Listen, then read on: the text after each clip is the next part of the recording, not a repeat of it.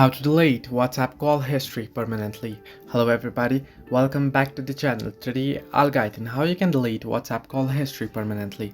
Now, if you open up WhatsApp here, you'll get an interface like this. Simply head into the calls option that you can see on the screen, tap on the calls and you'll be able to see your call history. Now, if there is only a specific call history you want to delete, what you can do is tap and hold on it, and at the top right corner you'll find the option delete. Simply tap on delete and it'll be deleted. Now once you delete it, that call history will be deleted permanently and there is no any option that anyone can look at that history or recover that history.